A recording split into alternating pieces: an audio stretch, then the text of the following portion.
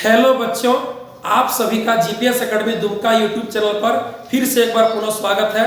अभी हम लोग क्लास 11 का इकोनॉमिक्स में यूनिट 2 से मोस्ट वेरी इंपॉर्टेंट ऑब्जेक्टिव यानी एमसीक्यू क्वेश्चन को पढ़ेंगे, जो आज के 17 अगस्त एग्जाम के लिए यानी फर्स्ट टर्म एग्जाम के लिए वरदान साबित होगा। तो जिसका भी आज 17 अगस्त को इकोनॉमिक्स का फर्स्ट टर्म का एग्जाम है, सब कोई वीडियो को देख कर जाइएगा।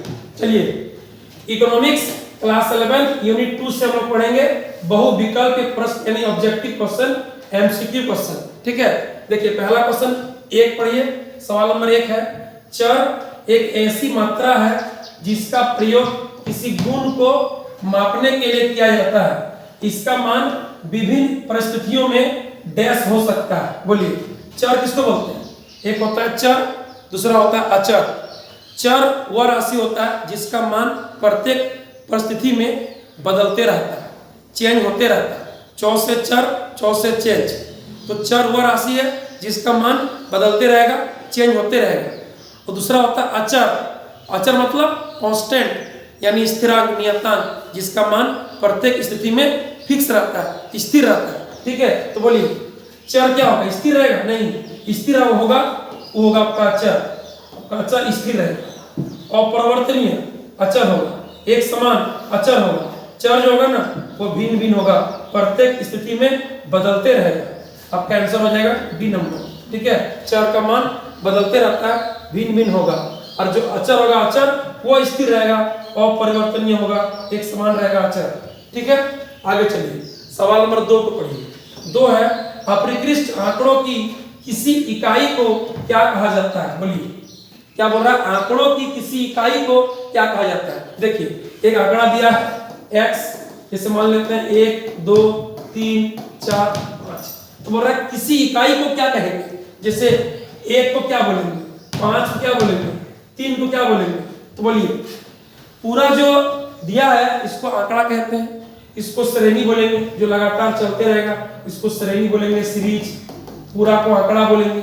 लेकिन एगो जो सिंगल है उसका नाम क्या होगा? उसको बोलते हैं प्रेक्षण, मद या पद। जो एगो सिंगल है, 1 2 3 4 5 सिंगल एक एक को बोलेंगे प्रेक्षण, या बोलिए मद, या बोलिए पद। याद रखिएगा, आपका आंसर सी होगा, सी। ठीक है, आगे चलिए। आगे देखिए, सवाल नंबर 3 को पढ़िए। आंकड़े हुए साधन है जो सूचनाएं प्रदान कर समस्या को डैश में सहायक होते हैं। बोलिए, आंकड़े हुए साधन है जो सूचनाएं प्रदान कर समस्या को डैश में सहायक होते हैं। तो आंकड़ा क्या करेगा? उलझाएगा? उलझाएगा तो नहीं, बिगाड़ेगा तो नहीं, क्या करेगा? समझने में सहायक होगा। समझने में हम लोग को उससे कुछ समझ आएगा, जानकारी प्राप्त होगा, ज्ञान प्राप्त होगा। ठीक है, कुछ सूचना प्रदान होगा तो हम लोग को समझने में सहायक होगा। आंसर आपका बी होगा। 4 देखिए, सांख्यिकीय आंकड़ों के मुख्यतः कितने स्रोत होते हैं? हम लोग पढ़े हैं आंकड़ों के मुख्यतः 2 स्रोत होते हैं, 2 प्रकार होते हैं। एक होता है प्राथमिक आंकड़ा, प्राइमरी डाटा। दूसरा होता है द्वितीयक आंकड़ा, सेकेंडरी डाटा। अब बोलेगा प्राथमिक आंकड़ा किसे कहेंगे?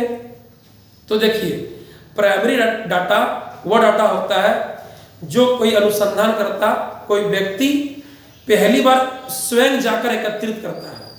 जैसे हम किसी गांव में जाकर के जनगणना करेंगे, लोगों के बारे में पता करेंगे, कितना स्त्री है, कितना पुरुष है, तो हम स्वयं गांव जाकर जनगणना कर रहे हैं। तो ये हो गया प्राथमिक आंकड़ा। दूसरा होता है द्वितीयक आंकड़ा। ये क्या होता है कि हम गांव जाकर जनगणना कर लिए और उसको अगले दिन अपना न्यूज चैनल में डाल दिए, पेपर में छपवा दिए, और कोई अलग व्यक्ति, कोई अलग स्टूडेंट पेपर पढ़ेगा, मेरा वीडियो को देखेगा और उस गांव के बारे में, जनगणना के बारे में जानकारी प्राप्त करेगा। तो जो थर्ड पर्सन है, जो अलग स्टूडेंट है, अलग व्यक्ति है, जो मेरा वीडियो देखकर या पेपर पढ़ करके उस गांव का जनगणना के बारे में जानकारी प्राप्त कर रहा है, तो उसको तो स्वयं जाकर नहीं मिला है, उसको तो किसी अन्य माध्यम से मिला है। इंटरनेट से मिला, पत्रिका से मिला, समाचार पत्र से मिला, मोबाइल फोन से मिला, तो उसको मिला द्वितीयक आंकड़ा। और हम स्वयं जाकर प्राप्त किए थे तो हमको मिला प्राथमिक आंकड़ा। बात समझे? तो प्राथमिक आंकड़ा अनुसंधान करता कोई व्यक्ति स्वयं एकत्रित करता है। आंकड़ों को एकत्रित करने वाला को गणनाकार, शोधकर्ता, खोजकर्ता अनुसंधान करता, संकलन करता कहते हैं, गणक कहते हैं, याद रखिएगा। और उसको जब किसी स्रोत में प्रकाशित कर दिया जाता है, इंटरनेट में, गूगल में, चैट जीपीटी में, किताब में, पत्रिका में, समाचार पत्र में, न्यूज चैनल में, तो उससे जो थर्ड पर्सन को मिलेगा, अलग व्यक्ति को मिलेगा, तो उसको मिलेगा द्वितीयक आंकड़ा। बात समझे? चलिए, तो आंकड़े का दो स्रोत है, प्राथमिक और द्वितीयक। चलिए, आंसर हो गया बी। आगे पढ़िए, देखिए 5 देखिए, वह व्यक्ति जो आंकड़ा एकत्रित करता है वह कहलाता है। बोलिए, आंकड़ा एकत्रित करेगा, उसका बहुत सारा नाम है, गणनाकार, गणक, शोधकर्ता, खोजकर्ता, संकलन करता, ठीक है, याद रखिएगा, सर्वेक्षक। तो आंसर आपका हो जाएगा शोधकर्ता। आंसर आपका शोधकर्ता, आपका आंसर ए होगा, ए। उत्तरदाता नहीं होगा, याद रखिएगा, उत्तरदाता आपका नहीं होगा।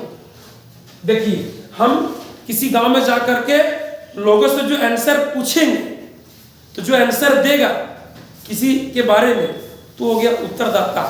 लेकिन हम आंकड़ा इकट्ठा कर रहे हैं, तो मेरा नाम होगा शोधकर्ता, खोजकर्ता, गणनाकार, गणक, संकलन करता। बात समझे? चलिए, तो आंसर होगा शोधकर्ता। जो आंसर देगा, जिससे हम क्वेश्चन पूछेंगे आंसर देगा, वो होगा उत्तरदाता। ठीक है, जो आंकड़ा इकट्ठा करेगा वो शोधकर्ता हो जाएगा। आगे चलिए, 6 देखिए, 6, गणनाकार द्वारा प्रत्यक्ष रूप से एकत्रित आंकड़ों को क्या कहा जाता है? अभी तो बोले, जब प्रत्यक्ष रूप से होगा, जब होगा डायरेक्ट रूप से, तो उसको बोलेंगे प्राथमिक आंकड़ा। माने हम स्वयं जा करके, जैसे हम रेलवे स्टेशन गए हैं और रेलवे स्टेशन जा करके खुद हम चार्ट पढ़ रहे हैं कि कौन ट्रेन कितना बजे आता है। हम किसी से नहीं पूछ रहे हैं, हम स्वयं चार्ट में देख रहे हैं कि कौन ट्रेन कितना बजे आएगा। हम स्वयं जाकर पता किए ट्रेन के बारे में, अलग अलग ट्रेन के टाइम के बारे में रेलवे स्टेशन जाकर पता किए। तो ये मेरे लिए कहलाएगा प्राथमिक आंकड़ा। ठीक है, आंसर होगा प्राथमिक आंकड़ा, आंसर ए होगा, ए। लेकिन जब किसी अन्य स्रोत से होगा, अन्य माध्यम से होगा, तो होगा द्वितीयक आंकड़ा। ठीक है, आगे चलिए, 7 देखिए, प्राथमिक आंकड़े होते हैं, क्या होते हैं? पत्र पत्रिकाओं से संकलित, ये तो द्वितीयक होगा, ये तो प्राथमिक नहीं होगा। समाचार पत्रों से संकलित, द्वितीयक होगा, प्राथमिक नहीं होगा। गणनाकार द्वारा एकत्रित, हाँ, आंसर आपका सी होगा, सी। ठीक है, आंसर क्या होगा? गणनाकार द्वारा एकत्रित। कोई गणनाकार शोधकर्ता, खोजकर्ता, अनुसंधान करता स्वयं एकत्रित करेगा, तब उसको बोलेंगे प्राथमिक। ये सभी क्वेश्चन जो है ना, JCERT क्वेश्चन बैंक द्वारा लिया गया है, क्वेश्चन बैंक द्वारा लिया गया है। यानी ये JCERT खुद जारी किया है, ये हम क्वेश्चन बनाए नहीं है। आप टाइपिंग खुद देख सकते हैं। ठीक है, ये हम नहीं बनाए हैं, ये JCERT द्वारा जारी किया गया है, इसलिए सबको बढ़िया से देख के जाइए, जिसका भी एग्जाम हो। आगे चलिए, आगे 8 देखिए, जिन आंकड़ों का प्रयोग करने पर समय और धन की बचत होती है वे है। बोलिए, समय धन किसमें बचेगा? देखिए, प्राथमिक आंकड़ा जो होता है ना, उस स्वयं जाकर हम प्राप्त करते हैं। तो रेलवे स्टेशन जाएंगे तो जाने में पैसा खर्चा होगा, समय लगेगा। किसी गांव में जाकर जनगणना करेंगे तो समय लगेगा, पैसा खर्चा होगा, गाड़ी का भाड़ा लगेगा, मेरा पेट्रोल जलेगा, मोटरसाइकिल में पेट्रोल जलेगा। तो समय धन खर्च होगा, प्राथमिक आंकड़ा में अधिक खर्च होगा। बोल रहा है कि समय और धन की बचत होगी, बचत। तो बचे किसमें? बचेगा द्वितीयक आंकड़ा में, द्वितीयक में। क्योंकि जब हम किसी जगह पर स्वयं न जा करके उसके बारे में जानकारी को टीवी में देख लेंगे, चैनल में देख लेंगे, पत्रिका में, समाचार पत्र में, इंटरनेट में, गूगल में, तो मेरा समय बच जाएगा, धन बच जाएगा। आंसर होगा द्वितीयक। स्वयं नहीं गए, किसी अन्य स्रोत से प्राप्त कर लिए, किसी अन्य माध्यम से प्राप्त कर लिए, तो समय धन बच जाएगा जब किसी अन्य माध्यम से प्राप्त कीजिएगा। चलिए आगे 9 देखिए, द्वितीयक आंकड़े होते हैं गणनाकार द्वारा एकत्रित नहीं, ये तो प्राथमिक हो गया। समाचार पत्रों द्वारा संकलित, आंसर आपका बी होगा, बी। ठीक है, आपका आंसर बी होगा। आगे देखिए 10 देखिए, पत्र पत्रिकाओं से प्राप्त आंकड़े या समक है। बोल तो दिया, पत्र पत्रिकाओं से, इंटरनेट से, ठीक है, गूगल से, तो क्या कहलाएगा? कहलाएगा द्वितीयक। आपका आंसर हो जाएगा बी नंबर। और जो स्वयं एकत्रित करेगा, कहीं जाकर, कहीं एक्सीडेंट हुआ, हम स्वयं जाकर पता कर रहे हैं कितना लोग का डेथ हो गया, कितना लोग घायल हुआ, गलती किसका था, तो ये प्राथमिक है।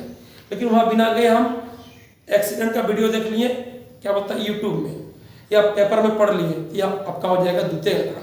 ठीक है, आगे चलिए 11 देखिए, यदि किसी दूसरे व्यक्ति द्वारा एकत्रित आंकड़ों का प्रयोग सोहन अपनी अध्ययन के लिए करता है तो सोहन के लिए वो आंकड़े क्या कह रहा है? अभी तो बोले किसी दूसरे व्यक्ति द्वारा एकत्रित आंकड़ों का प्रयोग सोहन अपना अध्ययन में पढ़ाई में करेगा तो सोहन के लिए तो क्या कहलाएगा?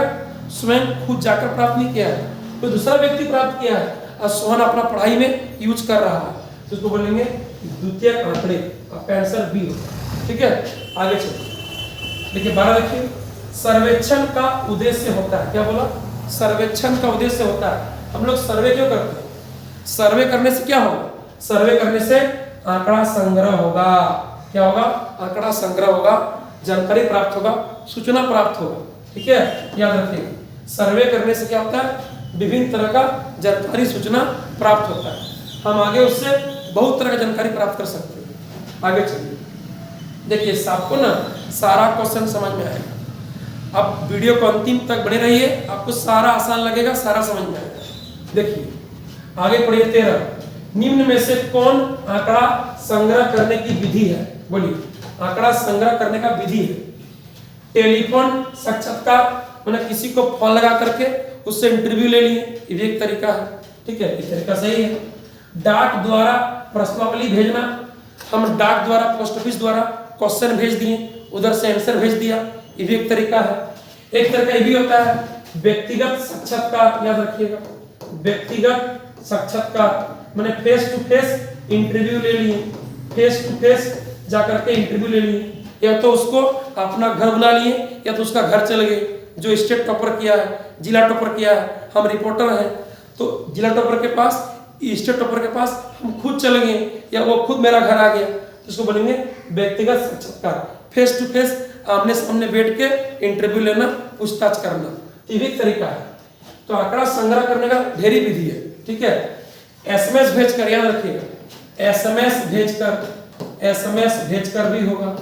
ठीक है, आप उसको मोबाइल में, व्हाट्सएप में या तो एसएमएस कर दिए, मैसेज कर दिए तो आपको मैसेज कर देगा। ठीक है, ये भी एक तरीका है। तरीका ढेरी है। आंसर होगा सी, आपका आंसर सी हो जाएगा। आगे चलिए, आगे देखिए 14, सर्वेक्षण का सबसे अधिक प्रचलित साधन है। बोलिए, सर्वेक्षण का सबसे अधिक प्रचलित कौन तो है? सबसे अधिक प्रचलित है साक्षात्कार, अनुसूची या प्रश्नावली। मतलब फेस टू फेस इंटरव्यू लेना। इंटरव्यू का हिंदी क्या होता है? साक्षात्कार। तो आपका आंसर ए होगा। देखिएगा सर्वेक्षण जो सर्वे होता है, अक्सर देखिएगा सरकार का कर्मचारी गांव जाकर के सर्वे करता है कि किसी के घर में मलेरिया का मरीज है क्या, डेंगू का मरीज है क्या, ये एक सर्वे होता है। जनगणना का सर्वे होता है, बहुत तरह का सर्वे होता है जो स्वयं जाकर होता है। फेस टू फेस पूछताछ इंटरव्यू होता है, तो ये अधिक प्रचलित है। बाकी समाचार पत्र, टेलीफोन, विज्ञापन ये उतना प्रचलित नहीं है, ये अन्य रूप है, ये एक अन्य तरीका है, लेकिन अधिक फेमस है, अधिक होता है फेस टू फेस इंटरव्यू साक्षात्कार। ठीक है, आपका आंसर ए हो जाएगा। आगे चलिए, आगे देखिए 15, एक अच्छी प्रश्नावली के गुण है। प्रश्नावली क्या होता है? प्रश्नों का समूह, प्रश्नों का सूची को प्रश्नावली कहते हैं। तो बोलता है एक अच्छी प्रश्नावली का क्या गुण है? तो हम लोग जानते हैं, देखिए जो प्रश्नावली होता है, जो होता है एक्सरसाइज, जहाँ पर प्रश्नों का समूह रहता है, उसमें सबसे अच्छा गुण क्या होगा उसका? कि प्रश्न एक निश्चित क्रम में होना चाहिए। निश्चित क्रम मतलब पहले देंगे सबसे आसान, फिर हल्का हार्ड करेंगे, फिर मीडियम करेंगे, फिर पूरा हार्ड करेंगे, ये एक क्रम में होगा। दूसरा एक है कि सभी प्रश्न होना चाहिए स्पष्ट, ताकि किसी को पढ़ के समझ में आ जाए। प्रश्न बहुत लंबी नहीं होना चाहिए, याद रखिएगा प्रश्नावली बहुत लंबी नहीं होनी चाहिए, मतलब प्रश्नावली में बहुत ज्यादा क्वेश्चन नहीं होना चाहिए। अच्छा, प्रश्न होना चाहिए स्पष्ट, क्लियर। प्रश्न बहुत लेंदी, बहुत अधिक लाइन में लिखा नहीं रहना चाहिए, ताकि बच्चा को समझने में दिक्कत हो जाएगा। तो प्रश्नावली में प्रश्नों की संख्या होनी चाहिए सीमित, प्रश्नावली बहुत लंबी नहीं होनी चाहिए, प्रश्नों का एक निश्चित क्रम होना चाहिए। बोलते दिए सामान्य से विशिष्ट माने इजी टू हार्ड। प्रश्नावली में प्रश्न का क्रम होना चाहिए अच्छा से, जैसे कि पहले देंगे ऑब्जेक्टिव क्वेश्चन, फिर देंगे खाली स्थान भरने वाला, फिर देंगे मिलान चिन्ह वाला, कॉलम 1 को कॉलम 2 से मिलान कीजिए। फिर देंगे 2 मार्क्स वाला क्वेश्चन, फिर 3 मार्क्स वाला क्वेश्चन, फिर देंगे 5 मार्क्स वाला क्वेश्चन, ठीक है, फिर देंगे आपका 5 मार्क्स वाला क्वेश्चन। इस तरह से एक निश्चित क्रम में। तो प्रश्नों की संख्या सीमित होनी चाहिए। हाँ, प्रश्नावली में क्वेश्चन बहुत ज्यादा नहीं होना चाहिए। यदि क्वेश्चन रहेगा बहुत ज्यादा तो बच्चा उसको बनाने में बोरिंग फील करेगा, सब नहीं बनाएगा, आधा बनाएगा आधा छोड़ देगा। तो ये बात सही है। प्रश्न स्पष्ट होना चाहिए। हाँ, सभी प्रश्न पढ़ करके समझ में आना चाहिए। बहुत लेंथी, बहुत लंबा 10-15 लाइन का नहीं होना चाहिए कोई क्वेश्चन। 1 लाइन 2 लाइन 3 लाइन होना चाहिए ताकि बच्चा को पढ़ के समझ में आ जाए। ये नहीं कि ऊपर पढ़ रहा है नीचे भूल जा रहा है, नीचे पढ़ रहा है ऊपर भूल जा रहा है, उस तरह नहीं होना चाहिए। प्रश्न उचित क्रम में होना चाहिए। हाँ, ये जो क्रम है कि पहले ऑब्जेक्टिव देंगे, फिर खाली स्थान भरने वाला, रिक्त स्थान को भरिए, रिक्त स्थान को भरिए, फिर मिलान चिन्ह कीजिए, फिर आपका मिलान चिन्ह कीजिए, मिलान चिन्ह वाला क्वेश्चन देंगे, फिर देंगे 2 मार्क्स वाला, 3 मार्क्स वाला, 5 मार्क्स वाला, एक निश्चित क्रम में होगा। ये भी सही है, आपका आंसर हो जाएगा डी नंबर, उपरोक्त सभी हो जाएगा। ठीक है, आगे चलिए, आगे चलिए। देखिए 16 देखिए 16 16 द्विविध प्रश्नों के कितने विकल्प होते हैं? ये तो खुद ही बोल दिया। द्विविध प्रश्न ऐसा प्रश्न जिसका 2 ही विकल्प होता है। जैसे आज तुम घर जाएगा तो इसका आंसर क्या हो? हाँ या ना। दूसरा कोई आंसर नहीं हो सकता। नहीं जाएंगे, जाएंगे। तो ऐसा क्वेश्चन जिसका 2 ही विकल्प होगा उसको बोलेंगे द्विविध प्रश्न। आंसर ये होगा ए। जैसे बादल घिरा है तो पानी हो सकता है, पानी कभी कभी नहीं भी होता है। तो जरूरी नहीं कि बादल घिरा है तो पानी हो ही जाएगा। पानी हो सकता है, नहीं भी हो सकता है। इसका 2 ही तो ऑप्शन होगा, बात समझे? तो ऐसा क्वेश्चन जिसका 2 ही विकल्प हो उसको बोलेंगे द्विविध प्रश्न। ठीक है, आगे चलिए। आगे देखिए 17 जिन प्रश्नों के 2 से अधिक विकल्प होते हैं वे क्या कहलाते हैं? जिसका 2 से अधिक विकल्प होगा MCQ, multiple choice type question, multiple choice type question, उसको बोलेंगे बहुविकल्पीय प्रश्न। जिसका 2 से अधिक विकल्प होगा उसको बोलेंगे बहुविकल्प प्रश्न। ठीक है, चलिए आगे। आगे देखिए 18 किसी समग्र या जनसंख्या के एक इकाई को क्या कहा जाता है? अभी तो बोले कि देखिए मान लीजिए ये पूरा एक गांव का जनसंख्या का लिस्ट है। ठीक है, बढ़िया समझिए। जैसे मान लीजिए कुछ ले रहा आंकड़ा, जैसे कुछ आंकड़ा ले लीजिए, ये आपका एक आंकड़ा का लिस्ट है। ठीक है, ये आपका एक आंकड़ा का लिस्ट है, आंकड़ा का लिस्ट। ठीक है, बढ़िया ध्यान दीजिए, ये आंकड़ा का लिस्ट है। किसी समग्र या जनसंख्या के एक इकाई को क्या कहा जाता है? देखिए यदि बोलेंगे सभी का नाम क्या होगा? एकदम समग्र का आंकड़ा का पूरा नाम क्या होगा? इसको बोलेंगे समग्र या जनसंख्या बोलेंगे, याद रखिए। यानी आंकड़ों के सभी इकाई का नाम होगा समग्र या जनसंख्या, समग्र या जनसंख्या, याद रखना है। संपूर्ण आंकड़ा को एक साथ बोलेंगे समग्र या जनसंख्या। क्लियर है? आंकड़ा के एक छोटे से भाग को, आंकड़ा के एक छोटे से भाग, चाहे इसको ले लीजिए चाहे आप इसको ले लीजिए। ठीक है, तो इसको बोलिएगा आप क्या? इसको बोलिएगा प्रतिदर्श, प्रतिदर्श या तो निदर्श, या तो बोलिएगा निदर्श, याद रखिएगा। देखिए संपूर्ण आंकड़ा को बोलेंगे एक साथ समग्र या जनसंख्या। क्लियर है? समग्र या जनसंख्या में से, मतलब संपूर्ण आंकड़ा में से एक छोटा सा भाग ले लिए, 4 गो या 3 गो। ठीक है, इस तरह 3 गो 4 गो भाग ले लिए तो इसको बोलेंगे प्रतिदर्श या निदर्श। इसका नाम क्या होगा? इसका नाम होगा प्रतिदर्श, प्रतिदर्श या निदर्श, या निदर्श। क्लियर है? लेकिन लेकिन लेकिन बोलेगा एगो सिंगल इकाई का नाम क्या होगा? एगो सिंगल इकाई का नाम क्या होगा? एगो सिंगल का नाम क्या होगा? तो सिंगल का नाम हो जाएगा आपका पद। पद बोलिए, उसको मद बोलिए, चाहे पद बोलिए, चाहे प्रेक्षण बोलिए, चाहे उसको प्रेक्षण बोल सकते हैं। ठीक है, तो आपका आंसर हो जाएगा, आपका आंसर बी होगा, बी। याद रखना है, संपूर्ण आंकड़ा को एक साथ बोलेंगे समग्र या जनसंख्या, समग्र या जनसंख्या के छोटे से भाग को बोलेंगे, 2 गो ले लिए, 3 गो ले लिए, 4 गो ले लिए, एक भाग ले लिए, इसको बोलेंगे प्रतिदर्श या निदर्श, प्रतिदर्श या निदर्श। लेकिन बोलेगा सिंगल सिंगल का नाम क्या होगा? प्रत्येक सिंगल सिंगल का नाम क्या होगा? सिंगल सिंगल का नाम क्या होगा? तो होगा पद मद या प्रेक्षण। आपका आंसर बी हो जाएगा। ठीक है, आगे चलिए। आगे देखिए 19, जिस सर्वेक्षण विधि के अंतर्गत समग्र जनसंख्या के सभी मदों को शामिल किया जाता है वह है, अभी तो बोले कि जब कोई आंकड़ा है उसमें संपूर्ण को लेंगे एक बार में, टोटल को लेंगे, समग्र को लेंगे, समग्र को, तो जब समग्र को लेंगे, टोटल को लेंगे, तो समग्र को जब लिया जाएगा, टोटल को लिया जाएगा, तो उसको बोलते हैं संगणना विधि या जनगणना विधि। याद रखिएगा कि कोई भी सर्वेक्षण के अंतर्गत जब समग्र को या कुल जनसंख्या को लिया जाएगा तो उसको बोलेंगे संगणना विधि, संगणना विधि, संगणना विधि, या उसको बोलते हैं जनगणना विधि। आपका आंसर ये है। अब बोलेगा समग्र का, टोटल का एक छोटा सा भाग का नाम क्या होगा? छोटा सा भाग का नाम हो जाएगा प्रतिदर्श विधि या निदर्शन विधि। छोटा सा भाग बोलेगा तो प्रतिदर्श विधि, निदर्शन विधि। अब बोलेगा समग्र जनसंख्या के एक एक भाग का नाम क्या होगा? प्रति इकाई का नाम क्या होगा? तो उसको बोलेंगे पद, मद या प्रेक्षण। क्लियर है? देखिए आगे पढ़िए 20, जिस सर्वेक्षण विधि के अंतर्गत समग्र जनसंख्या के कुछ चुने हुए मदों को शामिल किया जाता है तो वह है, अभी तो बोले जब कुछ चुना हुआ मद रहेगा, कुछ छोटा सा भाग रहेगा, उसको बोलेंगे प्रतिदर्श विधि। आपका आंसर बी हो जाएगा, बी। उसको बोलेंगे प्रतिदर्श विधि। आगे चलिए, आगे चलिए 21 देखिए, सांख्यिकी में समष्टि शब्द का क्या अर्थ है? समष्टि मतलब सब, समष्टि मतलब संपूर्ण आंकड़ा, समग्र, समग्र, कुल जनसंख्या। ठीक है, कुल जनसंख्या, समग्र मतलब सब होगा, सब, टोटल। ठीक है, समग्र होगा। आगे चलिए 22, अच्छा बोल देगा प्रतिदर्श मतलब तो छोटा सा भाग, समग्र का छोटा सा भाग। अब बोलेगा प्रेक्षण मतलब तो जनगणना का या समग्र का एक एक इकाई, प्रत्येक इकाई।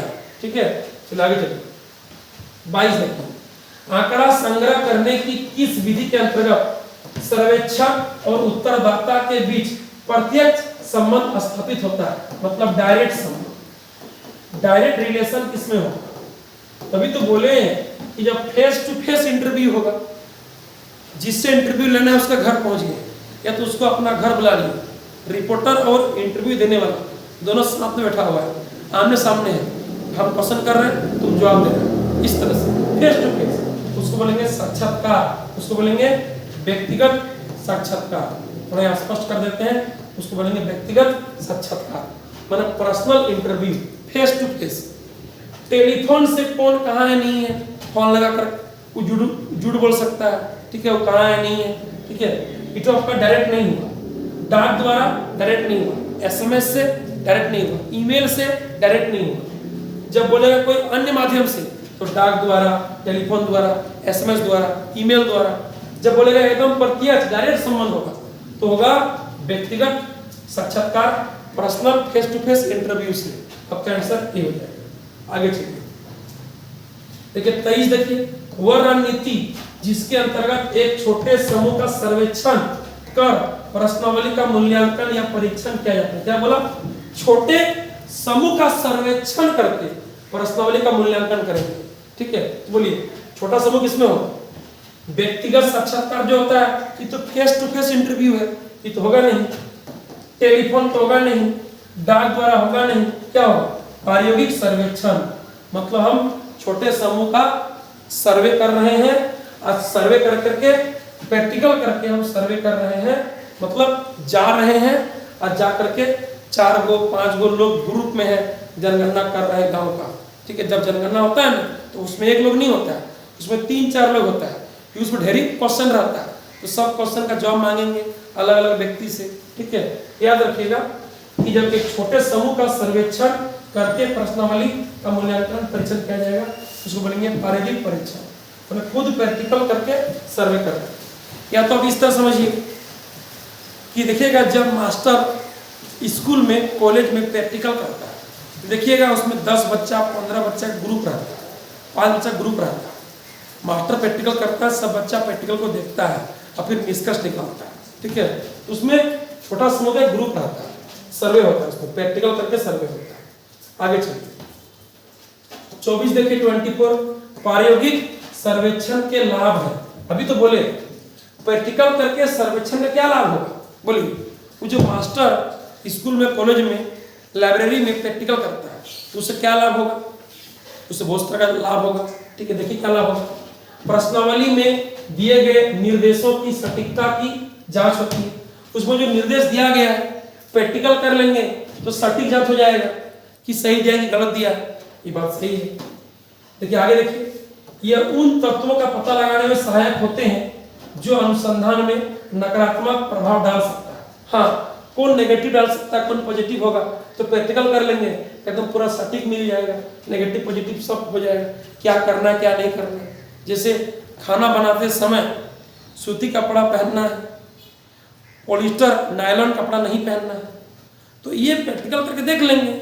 जब गैस में आग लगता है तो उसमें पानी डालना नहीं है, उसमें या तो एक मोटा चादर या तो एक मोटा बोरा एकदम फटाक से उसको उड़ा देना है, आपका गैस आराम से बुझ जाएगा।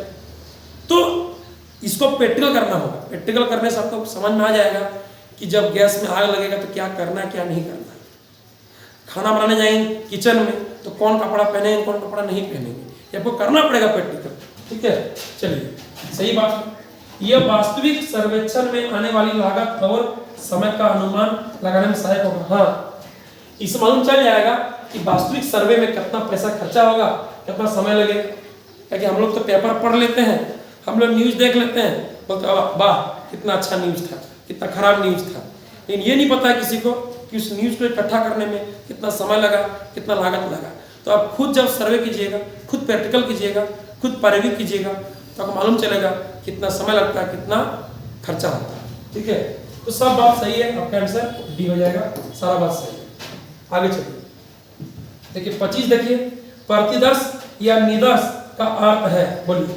अभी तो बोले कि जब संपूर्ण आंकड़ा का बात होगा तो समग्र, तो बात होगा तो समग्र। ठीक है, जब संपूर्ण आंकड़ा में से यानी समग्र में से एक छोटे से भाग का बात होगा, कुछ चुनी हुई इकाई का भाग बात होगा, उसको बोलेंगे प्रतिदर्श या निदर्श। तो बोलिए, समग्र के सभी मदों को चुनना, सभी को चुन देंगे तो हो जाएगा संगणना विधि। तो क्या हो जाएगा, तो हो जाएगा संगणना विधि, संगणना विधि, जनगणना विधि। लेकिन जब समग्र का, टोटल का कुछ प्रतिनिधि को चुनेंगे उसको बोलेंगे प्रतिदर्श या निदर्श। याद रखिए, जब समग्र का, टोटल का कुछ थोड़ा सा भाग को चुनेंगे उसको बोलेंगे प्रतिदर्श या निदर्श। क्लियर है, आपका आंसर बी हो जाएगा। आगे चलिए, आपका 5 क्वेश्चन बच गया। देखिए 5 देखिए, 26 देखिए, 26 स्टैटिक्स शब्द लैटिन भाषा के किस शब्द से लिया गया? ये फेमस क्वेश्चन है। बोलेगा स्टैटिक शब्द लैटिन भाषा का कौन शब्द से लिया गया है, इटालियन का कौन शब्द से लिया गया है, जर्मन का कौन शब्द से लिया गया है, ये पूछ सकता है आपको एग्जाम में, बीबीआई क्वेश्चन है। तो बोलेगा लैटिन भाषा का, तो लैटिन भाषा का शब्द लिया है स्टेटस से। याद रखिए स्टेटस, यानी जो स्टैटिक्स, देखिए जो स्टैटिक शब्द है ना ये अंग्रेजी शब्द है, ये बात भी आपको याद रखना है। जिसका हिंदी अर्थ क्या होता है, सांख्यिकी, जिसका हिंदी अर्थ होता है सांख्यिकी, ये बात याद रखना है। ठीक है, हाँ, जो लैटिन भाषा के शब्द स्टेटस से लिया गया है। ठीक है, बोलेगा इटालियन का, तो इटालियन का लिया गया है स्टेटिस्टा से, याद रखिएगा स्टेटिस्टा से। बोलेगा जर्मन का तो स्टेटिस्टिक से, याद रखिए। बोलेगा जर्मन का, बोलेगा जर्मन का तो स्टेटिस्टिक, याद रखिए। जर्मन शब्द स्टेटिस्टिक से लिया गया है, इटालियन शब्द स्टेटिस्टा, लैटिन शब्द स्टेटस से लिया गया है। आपके एग्जाम में कुछ भी दे सकता है। अंग्रेजी शब्द स्टेट, क्या बोलेगा, बोलेगा अंग्रेजी शब्द स्टैटिक्स, जिसका हिंदी क्या होता है सांख्यिकी, कोई दिक्कत नहीं है। चलिए आगे, आगे देखिए 27 NSSO, इसका फुल फॉर्म क्या होता है? देखिए N से होता है नेशनल, नेशनल, S से हो गया सैंपल, ठीक है सैंपल, फिर S से हो गया सर्वे, सर्वे, और O से हो जाएगा ऑर्गेनाइजेशन। ठीक है, ऑर्गेनाइजेशन पढ़ा है आप लोग को। इसका हिंदी क्या होता है? इसका हिंदी होता है राष्ट्रीय प्रतिदर्श सर्वेक्षण संगठन जिसका स्थापना हुआ था 1950 में। याद रखिएगा, इसका स्थापना किसने किया था? तो प्रसिद्ध अर्थशास्त्री था प्रोफेसर पीसी महालनोबिस, जो कलकत्ता के थे, मतलब पश्चिम बंगाल के थे। कलकत्ता में एनएसएसओ का मुख्यालय है, हेडक्वार्टर है। ठीक है, याद रखिएगा। तो नेशनल सैंपल सर्वे ऑर्गेनाइजेशन, राष्ट्रीय प्रतिदर्श सर्वेक्षण संगठन, 1950 में इसका स्थापना हुआ। ठीक है, द्वारा एकत्रित किए गए आंकड़ों को किस पत्रिका में प्रकाशित किया जाता है? देखिए, एनएसएसओ मतलब राष्ट्रीय प्रतिदर्श सर्वेक्षण संगठन, ये क्या करती है? ये बोलता है सामाजिक आर्थिक सर्वे करती है। जैसे राष्ट्रीय स्तर पर राष्ट्रीय आय हो गया, आपका जनगणना हो गया, आपका शिक्षा स्तर, स्वास्थ्य स्तर, जन्म दर, मृत्यु दर, सामाजिक आर्थिक सर्वे करता है। तो सर्वे करके ना इसको जिस पत्रिका में प्रकाशित करता है, मतलब छापता है, उस पत्रिका का नाम है सर्वेक्षण। आप लोग याद नहीं करना पड़ेगा। देखिए, एनएसएसओ द्वारा एकत्रित किए गए आंकड़ों को किस पत्रिका में प्रकाशित किया जाता है? तो सर्वे हो रहा है, इसका नाम ही क्या है? National sample survey organisation. तो सर्वे मतलब सर्वेक्षण, सर्वेक्षण पत्रिका में आपका प्रकाशित होगा, लोगों को मिलेगा। 28 देखिए, राष्ट्रीय प्रतिदर्श सर्वेक्षण एनएसएस की स्थापना कब की गई? किया गया था 1950 में। ठीक है, 1950 में। किसने किया था? Professor PC Mahalanobis. कहाँ पर? कोलकाता में। ठीक है, आगे चलिए। 29 देखिए, भारत की जनगणना कितने वर्षों के अंतराल में की जाती है? तो भारत में जनगणना होता है 10 साल के अंतराल में। याद रखिए, 10 साल के अंतराल में होता है। ठीक है, सबसे पहले हुआ जनगणना 1872 में, लेकिन ये नियमित नहीं था, ये नियमित नहीं था, आधिकारिक नहीं था, सरकारी नियम के तहत नहीं था। एक बार में पूरा देश का जनगणना नहीं हुआ था, तो इसको नहीं मानता। सबसे पहला मानता है 1881 में, ब्रिटिश काल में। ब्रिटिश काल में सबसे प्रथम जनगणना हुआ था 1881 में। इसके बाद 10-10 साल बाद होने लगा 1891, उसके बाद 1901, 1911, 1921, 1931, 1941, 1951। 1951 जो है ये स्वतंत्र भारत का प्रथम जनगणना। याद रखिए, 1951 जो है ना, तो स्वतंत्र भारत का प्रथम जनगणना था 1951 वाला। याद रखना है। ठीक है, उसके बाद 1961, 1971, 1981, 1991, 2001, 2011, 2021 में नहीं हुआ था। इस बार हो रहा है 2027 में क्लियर होगा। ठीक है, चलिए याद रखना। बोलेगा ब्रिटिश काल का प्रथम जनगणना आधिकारिक पूर्ण रूप से नियमित तो 1881। बोलेगा स्वतंत्र भारत का प्रथम जनगणना 1951। ठीक है, जनगणना कितना बार हुआ गिन लीजिए। ठीक है, देख लीजिए, 1881, 1891, 1901, 1911, 1921, 1931, 1941। तो उधर हो गया आपका 7 बार। कब? आज़ादी के पहले, स्वतंत्रता के पहले।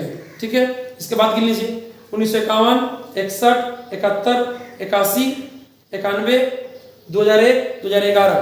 कितना बार हो गया? इधर आपका हो जाएगा 5 बार और 2 बार, कितना बार? 7 बार। तो 7 7 14 बार।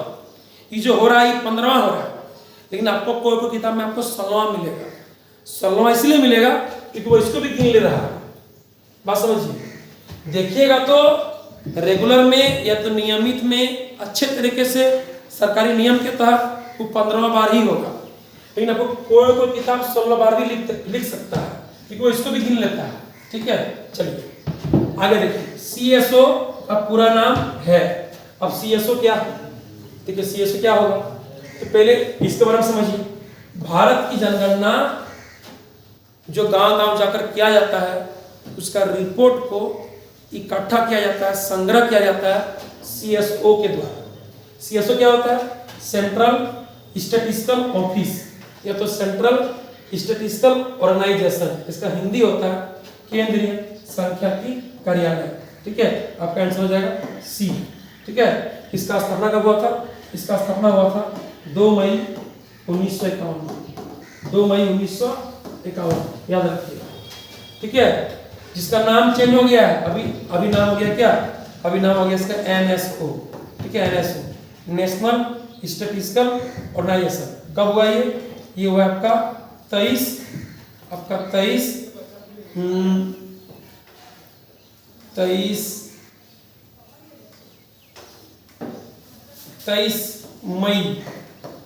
मई 2019, ठीक है। थोड़ा देख लीजिएगा, लेकिन 23 ही है, अब मई होगा कि जून होगा उतना स्पष्ट नहीं हो पा रहा है, लेकिन 23 2019 याद रखिए।